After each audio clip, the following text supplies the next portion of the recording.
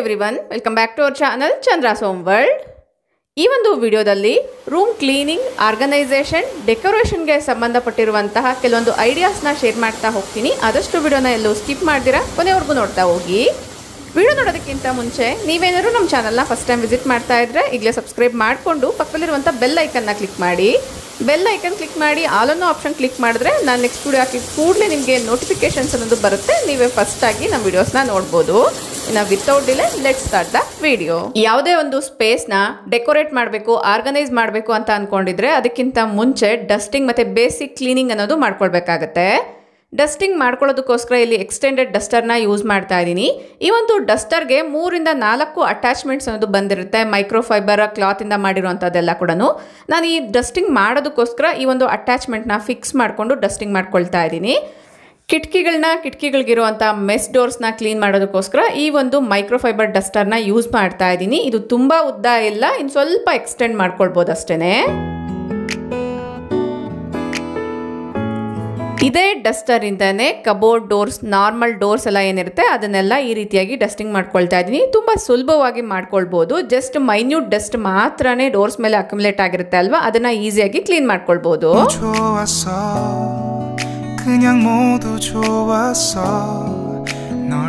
ಪ್ರತಿಯೊಂದನ್ನ detail ಆಗಿ ತೋರಿಸ್ತಾ ಹೋದ್ರೆ ವಿಡಿಯೋ ಲೆಂತಿ ಆಗುತ್ತೆ ಅನ್ನೋ ಕಾರಣದಿಂದ ಜಸ್ಟ್ ನಾನು ಶಾರ್ಟ್ ಆಗಿ ಕೆಲವೊಂದು ಕ್ಲಿಪ್ಪಿಂಗ್ಸ್ನ ಆ್ಯಡ್ ಮಾಡ್ತಾ ಇದ್ದೀನಿ. ಇನ್ನೊಂದು ಕಡೆ ಇರುವಂಥ ವಿಂಡೋನ ಕೂಡ ಇದರಿಂದನೇ ಕ್ಲೀನ್ ಮಾಡ್ಕೊಳ್ತಾ ಇದ್ದೀನಿ. ವಿಂಡೋ ರಾಡ್ಸ್ ಎಲ್ಲ ಏನಿರುತ್ತೆ ಅದ್ರ ಮೇಲಿರುವಂಥ ಡಸ್ಟ್ ಎಲ್ಲ ಕೂಡ ಈ ಒಂದು ಡಸ್ಟರಿಂದ ಈಸಿಯಾಗಿ ಕ್ಲೀನ್ ಮಾಡ್ಕೊಳ್ಬೋದು. ಈಗ ಒಂದು ಕಾಟನ್ ಬಟ್ಟೆನ ತಗೊಂಡು ಸ್ವಲ್ಪ ವೆಟ್ ಮಾಡಿಕೊಂಡು ಡೆಕೋರ್ ಪೀಸಸ್ ಎಲ್ಲ ಏನು ಹಿಡಿತೀವಿ ಆ ಒಂದು ಜಾಗದಲ್ಲಿರುವಂಥ ಡಸ್ಟ್ನೆಲ್ಲ ಕೂಡ ಈ ರೀತಿಯಾಗಿ ವೈಪ್ ಮಾಡ್ಕೊಳ್ತಾ ಇದ್ದೀನಿ.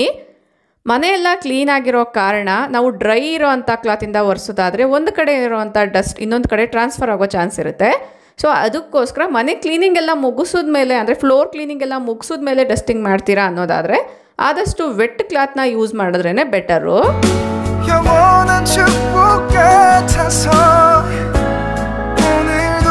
ಫಸ್ಟ್ ನಾನು ಕ್ಲಾತ್ನ ವೆಟ್ ಮಾಡ್ಕೊಂಡು ಒಂದ್ಸರಿ ಡಸ್ಟಿಂಗ್ ಮಾಡ್ಕೊಂಡಿದ್ದಾದ್ಮೇಲೆ ಇನ್ನೊಂದ್ಸರಿ ಕ್ಲಾತ್ನ ನೀಟಾಗಿ ವಾಶ್ ಮಾಡಿಬಿಟ್ಟು ಒಂದ್ಸರಿ ವೈಪ್ ಮಾಡ್ಕೊಳ್ತಾ ಇದ್ದೀನಿ. ಇದರಿಂದ ಅಲ್ಪ ಸ್ವಲ್ಪ ಏನಾದ್ರು ಡಸ್ಟ್ ಉಳಿದಿದ್ರು ಕೂಡ ಈಸಿಯಾಗಿ ರಿಮೂವ್ ಆಗುತ್ತೆ ಅನ್ನೋದ್ರಿಂದ. ಲಾಫ್ಟ್ ಎಡ್ಜಸ್ ಅಲ್ಲೂ ಕೂಡ ಡಸ್ಟ್ ಅನ್ನೋದು ಇರುತ್ತೆ, ಅದನ್ನ ಕೂಡ ಬಟ್ಟೆಯಿಂದ ನೀಟಾಗಿ ಒರೆಸ್ಕೊಳ್ತಾ ಇದ್ದೀನಿ. ಕ್ಲೀನ್ ಮಾಡೋಕ್ಕೆ ಯೂಸ್ ಮಾಡ್ತಾ ಇರುವಂಥ ಕ್ಲಾತ್ನ ಮಧ್ಯದಲ್ಲಿ ಈ ರೀತಿ ನೀಟಾಗಿ ವಾಶ್ ಮಾಡಿಕೊಂಡು ಪುನಃ ನಾನು ಅದೇ ಒಂದು ಬಟ್ಟೆನ ಕ್ಲೀನಿಂಗ್ ಪರ್ಪಸ್ಗೋಸ್ಕರ ಯೂಸ್ ಮಾಡ್ತಾ ಇದ್ದೀನಿ. ಮನೆಯಲ್ಲಿ ಹೆಣ್ಮಕ್ಳಿದ್ರೆ ಒಂದು ರೀತಿ ಟಾಯ್ಸ್, ಗಂಡು ಮಕ್ಳಿದ್ರೆ ಒಂದು ರೀತಿ ಟಾಯ್ಸ್. ಹೆಣ್ಮಕ್ಳಿದ್ದಾರೆ ಅಂದರೆ ಟೆಡ್ಡಿ ಬೇರ್ಸು, ಸಾಫ್ಟ್ ಟಾಯ್ಸ್ ಜಾಸ್ತಿನೇ ಇರುತ್ತೆ. ಸೊ ಈ ಒಂದು ಸಾಫ್ಟ್ ಟಾಯ್ಸ್ನೆಲ್ಲ ಕೂಡ ನಾನು ಫಸ್ಟಿಗೆ ಕೆಳಗಡೆ ಹಾಕ್ಕೊಳ್ತಾ ಇದ್ದೀನಿ. ಇದನ್ನೆಲ್ಲ ಕೂಡ ವಾಶ್ ಮಾಡಬೇಕು. ಕೆಲವೊಂದು ಸಾಫ್ಟ್ ಟಾಯ್ಸ್ನ ಈ ರೀತಿ ಕಟನ್ ರಾಡ್ಗೆ ನಾನು ಹ್ಯಾಂಗ್ ಮಾಡಿದ್ದೆ, ಅದನ್ನೆಲ್ಲ ಕೂಡ ರಿಮೂವ್ ಮಾಡ್ಕೊಳ್ತಾ ಇದ್ದೀನಿ. ಸಾಫ್ಟ್ ಟಾಯ್ಸ್ನ ಹ್ಯಾಂಡ್ ವಾಶ್ ಮಾಡ್ತೀವಿ ಅನ್ನೋದಾದರೆ ಒಣಗೋದಕ್ಕೋಸ್ಕರ ಜಾಸ್ತಿ ಟೈಮ್ ಬೇಕಾಗುತ್ತೆ. ಅದಕ್ಕೋಸ್ಕರ ನಾನು ಈ ಒಂದು ಸಾಫ್ಟ್ ಟಾಯ್ಸ್ನ ಮಿಷಿನಲ್ಲಿ ಹಾಕಿ ವಾಶ್ ಮಾಡ್ಕೊಳ್ತೀನಿ. ಯಾವ ರೀತಿ ಅನ್ನೋದು ಕೂಡ ಇದೇ ವಿಡಿಯೋದಲ್ಲಿ ಶೇರ್ ಮಾಡ್ತಾ ಹೋಗ್ತೀನಿ. ಆದಷ್ಟು ವಿಡಿಯೋನ ಎಲ್ಲೂ ಸ್ಕಿಪ್ ಮಾಡಿದ್ರೆ ಕೊನೆವರೆಗೂ ನೋಡ್ತಾ ಹೋಗಿ. ಫಸ್ಟು ಸಾಫ್ಟ್ ಟಾಯ್ಸ್ ಇಡುವಂಥ ಜಾಗ ಏನಿದೆ ಈ ಒಂದು ಜಾಗನ ವೈಪ್ ಮಾಡ್ಕೊಳ್ತಾ ಇದ್ದೀನಿ. ಕ್ಲೀನಿಂಗ್ ಪರ್ಪಸ್ಗೋಸ್ಕರ ಮೈಕ್ರೋಫೈಬರ್ ಕ್ಲಾತ್ನ ಯೂಸ್ ಮಾಡಿದ್ರೆ ತುಂಬ ನೀಟಾಗಿ ಕ್ಲೀನ್ ಆಗುತ್ತೆ. ಬಟ್ ಮೈಕ್ರೋಫೈಬರ್ ಕ್ಲಾತ್ಸು ಸ್ವಲ್ಪ ಪ್ಲಾಸ್ಟಿಕ್ ಬೇಸ್ಡೇ ಆಗಿರುತ್ತೆ. ಅದಕ್ಕೋಸ್ಕರ ನಾನು ನವ್ವೇ ಡೇಸ್ ಕ್ಲೀನಿಂಗ್ ಪರ್ಪಸ್ಗೋಸ್ಕರ ಕಾಟನ್ ಬಟ್ಟೆಗಳನ್ನ ಮಾತ್ರನೇ ಯೂಸ್ ಮಾಡ್ತಾ ಇದ್ದೀನಿ. ಅದು ಕೂಡ ಮನೆಯಲ್ಲಿ ಓಲ್ಡ್ ಕ್ಲಾತ್ಸ್ ಎಲ್ಲ ಏನಿರುತ್ತೆ ಟೈಟ್ ಆಗಿರೋ ಅಂಥದ್ದು ಅಥವಾ ನಾವು ಯೂಸ್ ಮಾಡದೇ ಇರೋವಂಥದ್ದು ಶೇಡ್ ಆಗಿರುವಂಥ ಕಾಟನ್ ಬಟ್ಟೆಗಳನ್ನ ಸೆಲೆಕ್ಟಿವ್ ಆಗಿ ತಗೊಂಡು ಅದನ್ನ ಕ್ಲೀನಿಂಗ್ ಪರ್ಪಸ್ಗೋಸ್ಕರ ಯೂಸ್ ಮಾಡ್ತಾ ಇದ್ದೀನಿ. ಈ ಎಲ್ಲ ಗೊಂಬೆಗಳನ್ನ ಕಾಟ್ ಮೇಲೆ ಕಲೆಕ್ಟ್ ಮಾಡ್ಕೊಂಡಿದ್ದೀನಿ. ಈಗ ಒಂದು ಲಾಂಡ್ರಿ ಬಾಸ್ಕೆಟ್ನ ತಗೊಂಡು ಅದರಲ್ಲಿ ಹಾಕ್ಕೊಂಡು ಒಂದೇ ಸರಿ ಎಲ್ಲ ಗೊಂಬೆಗಳನ್ನ ವಾಷಿಂಗ್ ಮಿಷಿನ್ ಹತ್ರ ತಗೊಂಡು ಹೋಗ್ಬೋದು ಅನ್ನೋದ್ರಿಂದ.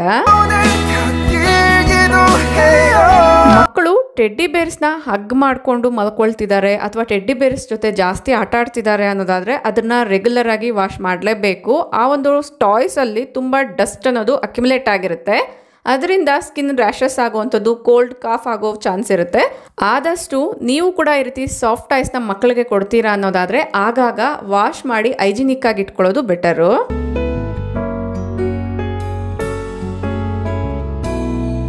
ಡಸ್ಟಿಂಗ್ ಎಲ್ಲ ಮುಗಿದ್ಮೇಲೆ ಬೆಡ್ ಸ್ಪ್ರೆಡ್ನ ಕೂಡ ಚೇಂಜ್ ಮಾಡ್ತಾ ಇದ್ದೀನಿ. ಬೆಡ್ ಸ್ಪ್ರೆಡ್ ಹಾಕೋದಕ್ಕಿಂತ ಮುಂಚೆ ಬೆಡ್ ಪ್ರೊಟೆಕ್ಟರ್ನ ಯೂಸ್ ಮಾಡ್ತಾ ಇದ್ದೀನಿ. ಇದು ನೋಡೋಕ್ಕೆ ಈ ರೀತಿಯಾಗಿರುತ್ತೆ. ಇದರಲ್ಲಿ ಕಲರ್ ಆಪ್ಷನ್ಸ್ ಕೂಡ ಸಿಗುತ್ತೆ. ಅಂದರೆ ಟರ್ನ್ ಮಾಡಿ ನೋಡಿದಾಗ ನೋಡಿ ಒಳಗಡೆ ಪಾರ್ಟು ಈ ರೀತಿಯಾಗಿರುತ್ತೆ. ಈ ಪ್ರೊಟೆಕ್ಟರ್ನ ಯೂಸ್ ಮಾಡೋದ್ರಿಂದ ಮಕ್ಕಳು ಒಂದು ವೇಳೆ ನೀರೆಲ್ಲ ಚೆಲ್ಲಿದ್ರು ಅಥವಾ ಇನ್ನು ಪುಟ್ಟ ಮಕ್ಕಳಾದರೆ ಸೂಸು ಎಲ್ಲ ಮಾಡಿದ್ರು ಅಂದರೂ ಕೂಡ ಬೆಡ್ ಒಳಗಡೆ ನೀರನ್ನೋದು ಅಬ್ಸಾರ್ಬ್ ಆಗದಿರ ಇರುತ್ತೆ. ಈ ಒಂದು ಪ್ರೊಟೆಕ್ಟರ್ನ ಮಾತ್ರನೇ ನಾವು ತೆಗೆದು ವಾಶ್ ಮಾಡಿ ಪುನಃ ಯೂಸ್ ಮಾಡ್ಕೊಳ್ಬೋದು. ಬೆಡ್ ಸ್ಪ್ರೆಡ್ನ ಕೂಡ ಪ್ರೊಟೆಕ್ಟರ್ ಹಾಕಿದ್ಮೇಲೆ ಹಾಕೋದ್ರಿಂದ ಕರೆಕ್ಟ್ ಫಾರ್ಮಲ್ಲಿ ಕೂರುತ್ತೆ. ಅಂದರೆ ಒಂದು ಸ್ವಲ್ಪ ಆ ಕಡೆ ಈ ಕಡೆ ಹೋಗ್ದಿರ ನೀಟಾಗಿ ಫಿಟ್ಟಾಗಿ ಬೆಡ್ಶೀಟ್ ಅನ್ನೋದು ಕೂರುತ್ತೆ.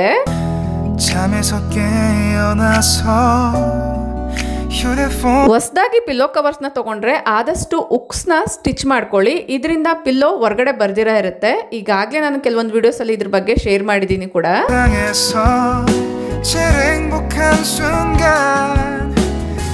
ಒನ್ಸ್ ರೂಮ್ ಎಲ್ಲ ಕ್ಲೀನ್ ಆದಮೇಲೆ ಕಬೋರ್ಡ್ಸ್ನ ಕೂಡ ಒಂದ್ಸರಿ ಆರ್ಗನೈಸ್ ಮಾಡೋಣ ಅನ್ನೋದ್ರಿಂದ ತೆಗಿತಾ ಇದ್ದೀನಿ. ಕಬೋರ್ಡ್ ಆರ್ಗನೈಸೇಷನ್ಗೆ ಸಂಬಂಧಪಟ್ಟಿರುವಂಥ ವೀಡಿಯೋಸ್ನ ನಾನು ಈಗಾಗಲೇ ಡೀಟೇಲ್ ಆಗಿ ಶೇರ್ ಮಾಡಿದ್ದೀನಿ. ಇಂಟ್ರೆಸ್ಟ್ ಇರೋರು ಪ್ಲೇಲಿಸ್ಟಲ್ಲಿ ಚೆಕ್ ಮಾಡಿ. ಈ ಒಂದು ಕಬೋರ್ಡ್ಸಲ್ಲಿರುವಂಥ ಬಟ್ಟೆಗಳಲ್ಲಿ ಕೆಲವೊಂದು ಶೇಡ್ ಆಗಿದೆ, ಕೆಲವೊಂದು ಸೈಜ್ ವೇರಿಯೇಷನ್ ಇದೆ, ಇನ್ನು ಕೆಲವೊಂದು ಆಲ್ಟರ್ನೇಷನ್ ಮಾಡಿಸ್ಬೇಕಿರುವಂಥದ್ದಿದೆ. ಆ ಬಟ್ಟೆಗಳನ್ನೆಲ್ಲ ತೆಗೆದು ಅಟ್ ಪ್ರೆಸೆಂಟ್ ಯೂಸ್ ಮಾಡುವಂಥ ಬಟ್ಟೆಗಳು ಮಾತ್ರ ಜೋಡಿಸ್ಬೇಕು. ಇನ್ನು ನಾನು 2 ದಿನದಿಂದ ವಾಶ್ ಮಾಡಿ ಫೋಲ್ಡ್ ಮಾಡಿರುವಂಥ ಬಟ್ಟೆಗಳನ್ನ ಕೂಡ ಒಂದು ಕಡೆ ಇದೇ ಥರನೇ ಬಿಟ್ಟಿದ್ದೀನಿ. ಈಗ ಎಲ್ಲದನ್ನ ಆರ್ಗನೈಸ್ ಮಾಡಿದ್ಮೇಲೆ ತೋರಿಸ್ತಾ ಇದ್ದೀನಿ. ಈ ರೀತಿಯಾಗಿ ಕಾಣಿಸ್ತಾ ಇದೆ.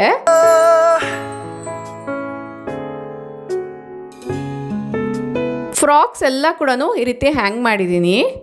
ಇನ್ನು ಕೆಲವೊಂದು ಡೈಲಿ ವೇರ್ ಫ್ರಾಕ್ಸ್ನ ಪಕ್ಕದಲ್ಲಿರುವಂಥ ಕಬೋರ್ಡಲ್ಲಿ ಹ್ಯಾಂಗ್ ಮಾಡಿದ್ದೀನಿ. ಕೆಲವೊಂದು ಜಿಪ್ ಎಲ್ಲ ಕೂಡ ಆಲ್ಟ್ರೇಷನ್ ಮಾಡಿಸ್ಬೇಕಾಗಿತ್ತು, ಅದನ್ನು ಸೈಡಲ್ಲಿ ಹ್ಯಾಂಗ್ ಮಾಡ್ಕೊಂಡಿದ್ದೀನಿ. ಈ ಡ್ರಾಸಲ್ಲಿ ಪ್ಯಾಂಟ್ಸ್ನ ರೋಲಿಂಗ್ ಮೆಥಡಲ್ಲಿ ಫೋಲ್ಡ್ ಮಾಡಿ ಇಟ್ಕೊಂಡಿದ್ದೀನಿ.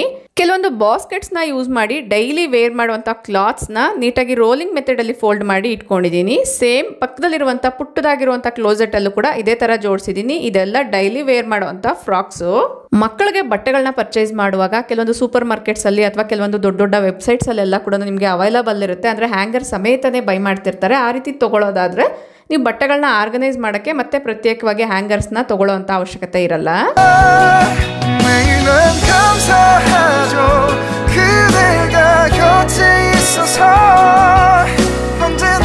ಬಟ್ಟೆಗಳನ್ನ ಜೋಡಿಸ್ಬೇಕಾದ್ರೇ ಡೊನೇಟ್ ಮಾಡುವಂಥ ಬಟ್ಟೆಗಳನ್ನ ತುಂಬ ಶೇಡ್ ಆಗಿದೆ ಬಿಸಾಕಬೇಕು ಅನ್ನೋಂಥ ಬಟ್ಟೆಗಳನ್ನೆಲ್ಲ ಕೂಡ ಸೆಗ್ರಿಗೇಟ್ ಮಾಡಿ ಇಟ್ಕೊಂಡಿರ್ತೀನಿ. ಈ ರೀತಿ ಇಟ್ಕೊಂಡಿದ್ರೆ ಯಾರಿಗಾದ್ರೂ ಕೊಡಬೇಕಾದ್ರೂ ಕೂಡ ಕ್ವಿಕ್ಕಾಗಿ ತೆಗೆದುಕೊಡ್ಬೋದು ಅನ್ನೋದ್ರಿಂದ ಹೆಲ್ಪರ್ ಮಕ್ಕಳಿಗಿರ್ಬೋದು ಅಥವಾ ಕೆಲವೊಬ್ರು ಮನೆ ಹತ್ರನೇ ಬಂದು ತೊಗೊಂಡೋಗ್ತಿರ್ತಾರೆ ಅಂಥವ್ರು ಕೊಡ್ಬೋದು ಅನ್ನೋದ್ರಿಂದ.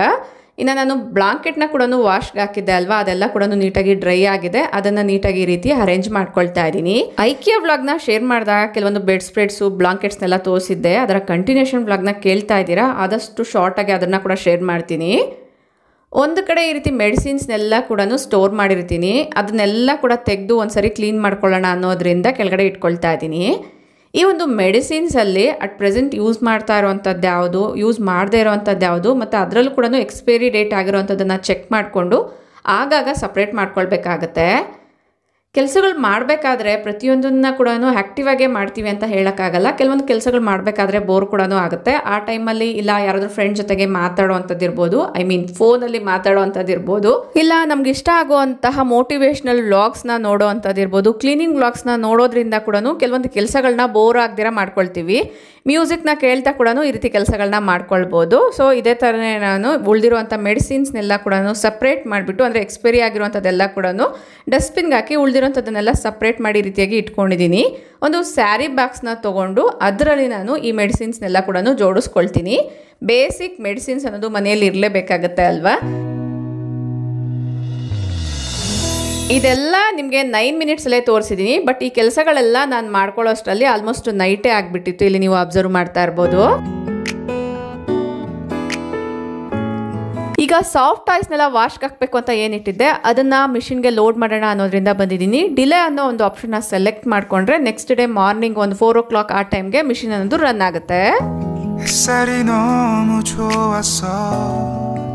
ಸಾಫ್ಟ್ ಟಾಯ್ಸ್ನ ಮಿಷಿನಲ್ಲಿ ವಾಶ್ ಮಾಡಿದ್ರೆ ಏನು ಪ್ರಾಬ್ಲಮ್ ಆಗಲ್ವಾ ಅಂತ ನೀವು ಕೇಳ್ಬೋದು. ಯಾವುದೇ ರೀತಿ ಪ್ರಾಬ್ಲಮ್ ಆಗಲ್ಲ. ಒಂದು ವೇಳೆ ನೀವು ಯೂಸ್ ಮಾಡ್ತಾ ಇರೋಂಥ ಸಾಫ್ಟ್ ಟಾಯ್ಸಲ್ಲಿ ಏನಾದರೂ ಎಲೆಕ್ಟ್ರಿಕಲ್ ಚಾರ್ಜರ್ಸ್ ಎಲ್ಲ ಒಳಗಡೆ ಇದೆ ಅನ್ನೋದಾದರೆ ಅದನ್ನು ತೆಗೆದುಬಿಟ್ಟು ಮಿಷಿನ್ಗೆ ಹಾಕ್ಕೊಳ್ಬೇಕಾಗತ್ತೆ. ನಾನು ಈ ರೀತಿ ಡಿಲೇ ಅನ್ನೋ ಆಪ್ಷನ್ನ ಸೆಲೆಕ್ಟ್ ಮಾಡ್ಕೊಳ್ತಾ ಇದ್ದೀನಿ. ಆಲ್ಮೋಸ್ಟ್ ಒಂದು 9 ಅವರ್ಸ್ ಡಿಲೇ ಆಗಿ ಇಟ್ಕೊಳ್ತೀನಿ. ನೆಕ್ಸ್ಟ್ ಡೇ ಮಾರ್ನಿಂಗ್ 4 o'clock ಅಷ್ಟರಲ್ಲಿ ಮಿಷಿನ್ ಅನ್ನೋದು ರನ್ ಆಗುತ್ತೆ. ಇದು ನೆಕ್ಸ್ಟ್ ಡೇ ಮಾರ್ನಿಂಗು ರಾತ್ರಿ ಮಿಷಿನಲ್ಲಿ ಏನು ಹಾಕಿದ್ದೆ ಆ ಟಾಯ್ಸ್ನೆಲ್ಲ ಒಣಗಾಕಿ ಈ ಒಂದು ಟಾಯ್ಸ್ನ ಮತ್ತೆ ನಾನು ಮಿಷಿನ್ಗೆ ಲೋಡ್ ಮಾಡಿ ವಾಕಿಂಗ್ ಎಲ್ಲ ಮುಗಿಸ್ ಬಂದಮೇಲೆ ಈ ಟಾಯ್ಸ್ನ ಒಣಗಾಕ್ತಾ ಇದ್ದೀನಿ. ತಿಕ್ ಫ್ಯಾಬ್ರಿಕ್ ಇರೋವಂಥ ಕ್ಲಾತ್ಸ್ನ, ಬೆಡ್ಶೀಟ್ಸ್ನ, ಬ್ಲಾಂಕೆಟ್ಸ್ನ ಅಥವಾ ಈ ರೀತಿ ಸಾಫ್ಟ್ ಟಾಯ್ಸ್ನೆಲ್ಲನೂ ವಾಶ್ ಮಾಡುವಾಗ ಆದಷ್ಟು ಬೆಳಗ್ಗೆನೆ ವಾಶ್ ಮಾಡಿಬಿಟ್ಟು ಒಣಗಾಕೋ ರೀತಿ ನೋಡ್ಕೊಳ್ತೀನಿ. ಇದರಿಂದ ಆಲ್ಮೋಸ್ಟ್ ಮಧ್ಯಾಹ್ನದ ಟೈಮ್ಗೆ ಒಣಗೋಗುತ್ತೆ ಚೆನ್ನಾಗಿ ಅನ್ನೋದ್ರಿಂದ. ಕೆಲವೊಂದು ಸರಿ ಮಧ್ಯಾಹ್ನದ ಮೇಲೆ ಮಳೆ ಎಲ್ಲ ಆಗೋ ಚಾನ್ಸ್ ಇರುತ್ತೆ. ಈ ಒಂದು ಟಾಯ್ಸ್ ನೀಟಾಗಿ ಡ್ರೈ ಆಗಬೇಕು ಅಂದರೆ ಬೆಳಗಿನ ಜಾವ ಒಣಗಾಕಿದ್ರೇ better. Next agenda books. Last academic year ಬುಕ್ಸಲ್ಲಿ notebooks, textbooks, story books ಎಲ್ಲ ಕೂಡ ಇರುತ್ತೆ. ಟೆಕ್ಸ್ಟ್ ಬುಕ್ಸಲ್ಲಿ ಕೆಲವೊಂದು ರಿವಿಷನ್ ಮಾಡುವಂಥದ್ದು ಇರುತ್ತೆ. ನೋಟ್ ಬುಕ್ಸಲ್ಲಿ ಕೆಲವೊಂದು ಪೇಜಸ್ ಉಳ್ಕೊಂಡಿರುತ್ತೆ. ಅದನ್ನೆಲ್ಲ ನೋಡಿ ಸಪ್ರೇಟ್ ಮಾಡಿ ಸೆಗ್ರಿಗೇಟ್ ಮಾಡಿ ಇಟ್ಕೊಳ್ತಾ ಇದ್ದೀನಿ.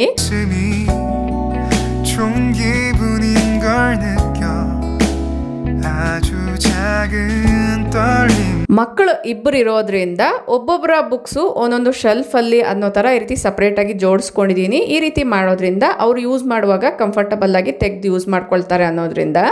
ಇನ್ನು ಹಳೆ ಬ್ಯಾಗ್ಸ್ ಎಲ್ಲ ಏನಿರುತ್ತೆ ಅದನ್ನು ಡೊನೇಷನ್ಗೋಸ್ಕರ ಸಪ್ರೇಟಾಗಿ ಇಟ್ಕೊಳ್ತಾ ಇದ್ದೀನಿ. ಅಟ್ ಪ್ರೆಸೆಂಟ್ ಯೂಸ್ ಮಾಡುವಂತಹ ಒಂದು 2 ಬ್ಯಾಗ್ನ ಮಾತ್ರ ಈ ಒಂದು ಏರಿಯಾದಲ್ಲಿ ಜೋಡಿಸ್ಕೊಳ್ತೀನಿ.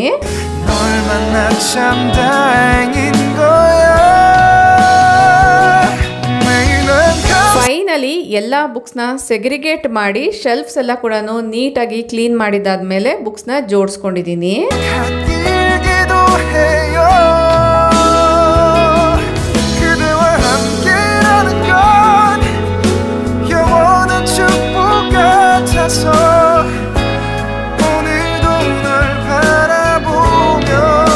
ಇಲ್ಲಿ ಕಾರ್ಟ್ ಮೇಲೆ ನೋಡ್ತಾ ಇರುವಂಥ ಬುಕ್ಸ್ ಎಲ್ಲ ಕೂಡ ಗುಜ್ನಿಗೆ ಹಾಕುವಂಥದ್ದು ಅಥವಾ ಯಾರಿಗಾದ್ರೂ ಡೊನೇಟ್ ಮಾಡುವಂಥದ್ದು, ಅದನ್ನು ಸಪ್ರೇಟಾಗಿ ಇಟ್ಕೊಂಡಿದ್ದೀನಿ. ಅಷ್ಟರಲ್ಲಿ ಸಾಫ್ಟ್ ಟಾಯ್ಸ್ ಎಲ್ಲ ಕೂಡ ನೀಟಾಗಿ ಡ್ರೈ ಆಗಿದೆ. ಈ ಟಾಯ್ಸ್ನೆಲ್ಲ ಕೂಡ ಯಾವ್ಯಾವ ಜಾಗದಲ್ಲಿ ಇಡಬೇಕು ಆ ರೀತಿ ಜೋಡಿಸ್ಕೊಂಡಿದ್ದೀನಿ. ಕೆಲವೊಂದು ಅನಿಮಲ್ಸ್ ಎಲ್ಲ ಕೂಡ ಒಂದು ಕಡೆ ಮತ್ತು ಬಾರ್ಬೀಸ್ ಎಲ್ಲ ಒಂದು ಕಡೆ ಅನ್ನೋ ಥರ ಜೋಡಿಸ್ಕೊಂಡಿದ್ದೀನಿ. ಈ ಕೆಲಸಗಳೆಲ್ಲ ಮಾಡಬೇಕಾದ್ರೆ ಮಕ್ಕಳು ಕೂಡ ಹೆಲ್ಪ್ ಮಾಡ್ತಾರೆ. ಇನ್ನು ಕೆಲವೊಂದು ಸರಿ ಕೂತ್ಕೊಂಡು ಅಬ್ಸರ್ವ್ ಮಾಡ್ತಾ ಇರ್ತಾರೆ. ಇಲ್ಲಿ ನೀವು ನೋಡ್ಬೋದು ಸೋಪ್ ಬಾಕ್ಸಲ್ಲಿ ವಾವ್ ಕಾರ್ಡ್ಸ್ ಎಲ್ಲ ಕೂಡ ಆರ್ಗನೈಸ್ ಮಾಡ್ಕೊಂಡಿದ್ದಾರೆ. ನಾವು ಮಾಡುವಂಥ ಪ್ರತಿಯೊಂದು ಕೆಲಸನೂ ಮಕ್ಕಳು ಮಾಡಲೇಬೇಕು ಅಂತ ಏನಿಲ್ಲ. ಜಸ್ಟ್ ಅಬ್ಸರ್ವ್ ಮಾಡ್ತಿದ್ರೇ ಹೊಸ ಇನೋವೇಟಿವ್ ಥಿಂಗ್ಸ್ ಎಲ್ಲ ಕೂಡ ಮಕ್ಕಳು ಟ್ರೈ ಮಾಡ್ತಿರ್ತಾರೆ.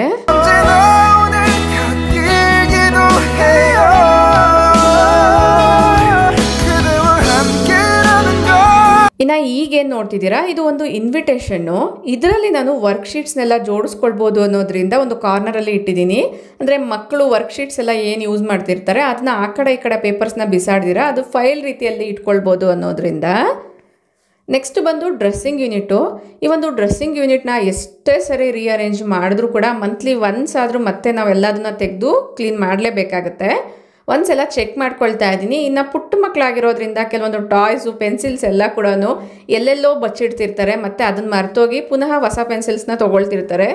ಪೆನ್ಸಿಲ್ಸ್ ವಿಚಾರಕ್ಕೆ ಬರೋದಾದರೆ ನಾವು ಒಂದು ಪೆನ್ಸಿಲ್ಸ್ನ ಮಿನಿಮಮ್ ಕನಿಷ್ಠದಲ್ಲಿ ಕನಿಷ್ಠ ಅಂದರೂ 1 ತಿಂಗಳಾದರೂ ಯೂಸ್ ಮಾಡ್ತಿದ್ವಿ ನಮ್ಮ ಚೈಲ್ಡ್ಹುಡ್ಡಲ್ಲಿ. ಬಟ್ ಈಗ ಮಕ್ಕಳು ಕನಿಷ್ಠ ಅಂದ್ರೂ 2 ರಿಂದ 3 ದಿನಕ್ಕೆ ಒಂದು ಪೆನ್ಸಿಲ್ ಖತಮ್ ಆಗೋಗಿರುತ್ತೆ.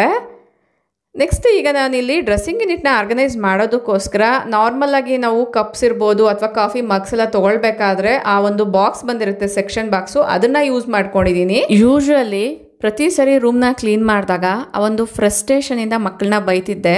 ನಮ್ಮ ಗೊಂಬೆ ತುಂಬ ಚಿಕ್ಕವಳಾಗಿದ್ಲು. ಅವಳನ್ನ ಇಟ್ಕೊಂಡು ರೂಮ್ನ ಕ್ಲೀನ್ ಮಾಡಬೇಕು ಒಂದೇ ದಿನದಲ್ಲಿ ಅಂದರೆ ಕಷ್ಟ ಆಗ್ತಿತ್ತು. 2-3 ದಿನ ಕ್ಲೀನ್ ಮಾಡಬೇಕು ಅಂದರೆ ಟೈಮ್ ಸಿಗ್ತಿರ್ಲಿಲ್ಲ. ಒಂದೇ ದಿನದಲ್ಲಿ ಕ್ಲೀನ್ ಮಾಡುವಾಗ ಆ ಒಂದು ಫ್ರಸ್ಟ್ರೇಷನಿಂದ ಮಕ್ಕಳ ಮೇಲೆ ಬೈಯೋದು, ಆ ಟಾಯ್ಸ್ನ ಅಲ್ಲಿಡಿ ಇಲ್ಲಿಡಿ ಅಂತ ಕಿರ್ಚಾಡೋದು ಮಾಡ್ತಿದ್ದೆ. ಬಟ್ ಈ ಬಾರಿ ಆ ಥರ ಏನೂ ಇಲ್ಲ. ಮಕ್ಕಳು ಒಂದು ಸ್ವಲ್ಪ ದೊಡ್ಡವರಾಗಿರೋ ಕಾರಣ 2 ದಿನ ಆರಾಮಾಗಿ ಎಲ್ಲದನ್ನು ಜೋಡಿಸ್ಕೊಂಡಿದ್ದೀನಿ. ಇಲ್ಲಿ ನೀವು ನೋಡ್ತಾ ಇರ್ಬೋದು ಡ್ರೆಸ್ಸಿಂಗ್ ಯೂನಿಟಲ್ಲಿ ಈ ರೀತಿಯಾಗಿ ನಾನು ಜೋಡಿಸ್ಕೊಂಡಿದ್ದೀನಿ. ಎಲ್ಲದನ್ನು ಸೆಗ್ರಿಗೇಟಾಗಿ ಇಟ್ಟಿದ್ದೀನಿ. ಅಂದರೆ ಮಕ್ಕಳು ಯಾವ ಕ್ಲಿಪ್ ಬೇಕು ಅಥವಾ ಹೇರ್ ಬ್ಯಾಂಡ್ ಬೇಕೋ ಯಾವ ರಿಬ್ಬನ್ ಬೇಕೋ ಅದನ್ನು ಸಪ್ರೇಟಾಗಿ ತೆಗಿಬೋದು ಅನ್ನೋದ್ರಿಂದ ಆದಷ್ಟು ಪ್ರತಿಯೊಂದಕ್ಕೂ ಆರ್ಗನೈಸರ್ಸ್ನೇ ಯೂಸ್ ಮಾಡಬೇಕು ಅಂತ ಏನಿಲ್ಲ. ಕರೆಕ್ಟಾಗಿ ಸೂಟ್ ಆಗುವಂಥ ಆರ್ಗನೈಸರ್ ಸಿಗೋವರೆಗೂ ಈ ರೀತಿ DIYಸ್ನ ಮಾಡ್ಕೊಳ್ಬೋದು.